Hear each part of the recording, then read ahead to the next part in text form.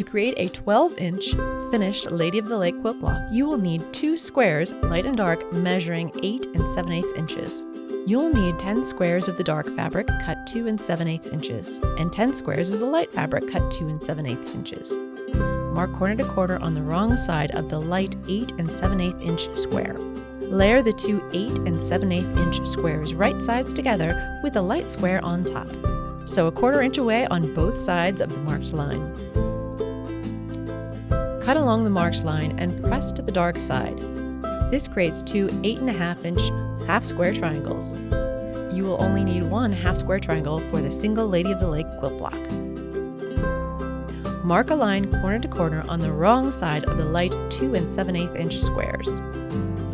Layer 1 light square and 1 dark square right sides together with the light square on top.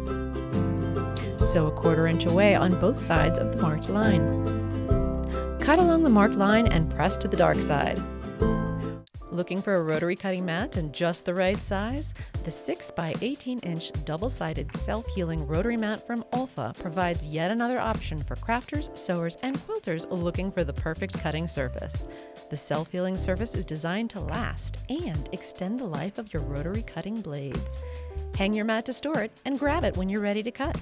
The double-sided self-healing rotary mat from Olfa. Versatility for every crafter.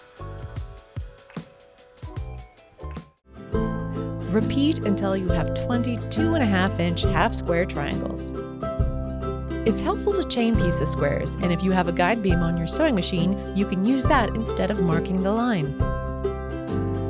Lay out the block with the 8.5 inch triangle square's dark side at the bottom. Lay out all of the 2.5 inch half square triangles around the large center square with the dark sides on top.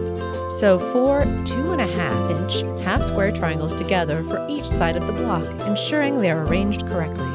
Use a 1/4 inch seam allowance and chain piece to save thread and keep yourself organized. Press consistently to one side. In the same manner, sew 6 2.5 inch half square triangles together for the top and bottom of the block. Now sew both side units to the center unit using a 1/4 inch seam and press. When both sides are attached, complete the block by sewing the top and bottom units to the center unit.